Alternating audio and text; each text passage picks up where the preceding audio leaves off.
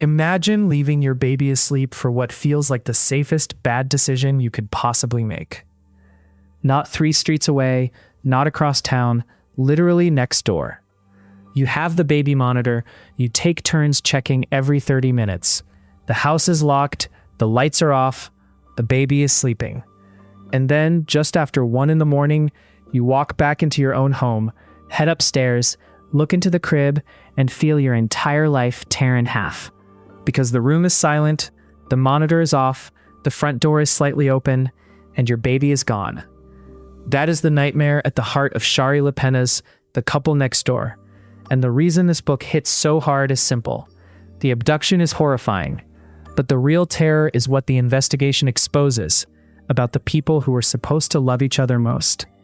Anne and Marco Conti are supposed to be living the polished suburban dream. Nice house, new baby, attractive neighbors. But this story starts with a decision that already feels wrong. Their babysitter cancels. Their neighbor Cynthia doesn't want the baby at dinner because she can't stand her crying. Anne doesn't want to go. Marco pushes it. So they leave 6-month-old Cora asleep in her crib and bring the monitor next door, checking in every half hour like that somehow makes it responsible. It is the kind of decision that sounds survivable right up until the moment it isn't. And when they find that empty crib, the panic is immediate, but so is the guilt. Because before the police even arrive, Anne and Marco already know the same thing every viewer is thinking. This never should have happened. But that's only the first trapdoor. Enter Detective Rasbach, the kind of investigator who doesn't get hypnotized by tears. He looks at the house, looks at the parents, and immediately senses that their grief is real but incomplete. Something is being hidden, and the more he pulls, the uglier it gets. Anne is fragile, heavily burdened by postpartum depression, self-loathing, and the fear that she is not a good mother. Worse, she has a history of blackouts tied to childhood trauma, which means the investigation doesn't just threaten her freedom, it infects her own mind. She starts wondering whether it is somehow possible that she did something terrible and can't remember it. Rasbach sees that vulnerability, and he sees Marco's too. Because Marco isn't just distraught. He is broke. His business is failing, his pride is rotting, and desperation has started to look reasonable to him. Suddenly, this isn't a missing child case. It's a pressure cooker, and somebody in that house is starting to crack. Then the story tightens the screws. Anne notices Marco and Cynthia have chemistry. Rasbach learns Cynthia actually kissed Marco during the dinner party. Now jealousy enters the room. Money enters the room. Humiliation enters the room. Anne's wealthy family also hovers over everything like a shadow. Because if this is a kidnapping for ransom, everybody knows where the money would come from. Anne's stepfather Richard has wealth, power, and no real warmth for Marco. Marco resents him. Richard distrusts him. The disappearance of Cora starts to look less like a random crime and more like a transaction waiting to happen. And then the ransom demand arrives, along with proof the baby is still alive. That changes everything, because now the police know there is a plan. But the moment money appears, the investigation stops being about one victim and starts being about motive. And in this book, nearly everybody has one. The ransom note is the pivot point where the nightmare becomes strategy. The kidnappers demand millions. Richard is willing to pay. Marco goes to the drop with the money, and for one brief second, it looks like the story is narrowing into a classic exchange. Cash for child, then justice later. But Lapena doesn't play it that straight. Marco gets attacked at the remote cabin. He loses the money. He doesn't get the baby back. And now the truth starts leaking through the cracks, because Marco isn't just a helpless father caught in a kidnapping. He is part of it.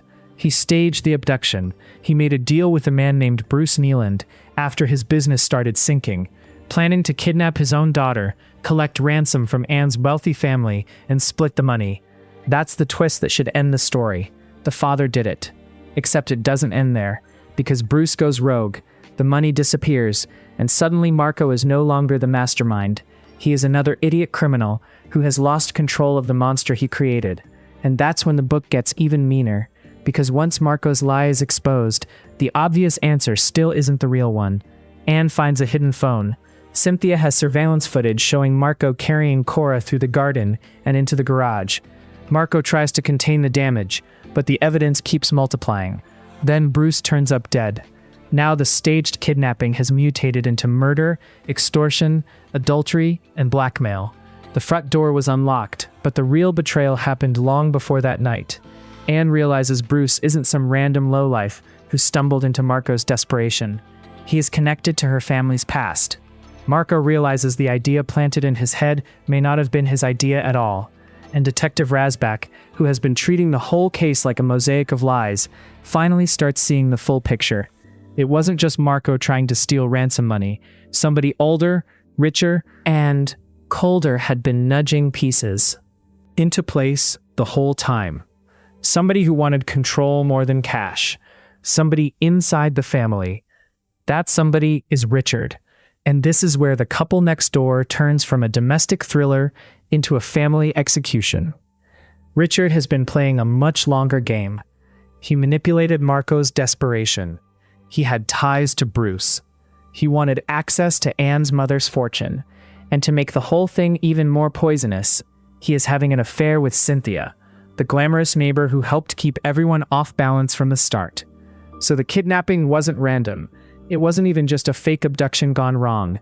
It was a layered betrayal, in which Marco's greed made him usable, Cynthia's selfishness made her complicit, and Richard's ambition turned a baby into leverage. Toddler shoes, nursery walls, suburban lawns, all of it was just camouflage for organized emotional violence. The genius of the book is that every lie is believable in isolation. Put together, they form a machine, and that machine nearly destroys everyone in it. Cora is eventually recovered alive, which should feel like relief, but Lapena refuses to give us a clean emotional exit. Marco is finished. His confession destroys whatever remained of his marriage. Richard is exposed and arrested. The family is shattered. And Anne, after being gaslit by circumstance, doubting her own mind, and discovering that her husband, her neighbor, and her stepfather all helped turn her child into a bargaining chip, reaches a final breaking point. She confronts Cynthia. Cynthia is unrepentant, and Anne kills her with a carving knife in a dissociative state. That last turn is brutal, because it doesn't just punish the villains, it confirms the novel's darkest idea. Trauma doesn't end when the baby comes home. Sometimes the body returns, and the family still dies.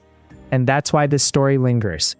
Not because a baby was kidnapped, but because Lapena builds a world where every adult in the orbit of that crib has a private logic for betrayal. Anne leaves the house because she wants one normal evening. Marco gambles with his daughter because he can't face failure. Cynthia treats another woman's marriage like entertainment. Richard turns family into a business model. Detective Razback is the only person who keeps cutting through the performance because he understands the central truth of domestic thrillers.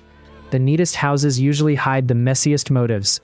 This wasn't a random kidnapping. It was a transaction, then a double cross, then a reckoning. And by the time the truth surfaces, everybody is already contaminated by it. If you're breaking this book down for a US YouTube audience, that's the angle that hits hardest. The Couple Next Door is not a whodunit in the traditional sense. It is an autopsy of trust. A story about how one terrible decision on a quiet suburban night exposed a marriage built on resentment, a family built on control, and a neighborhood full of watchers who were never as innocent as they looked. And the final question it leaves you with is ugly for a reason. When desperation takes over, can you ever really trust the person sleeping right next to you? Let me know in the comments. And if you want more high-concept thriller breakdowns like this one, like the video,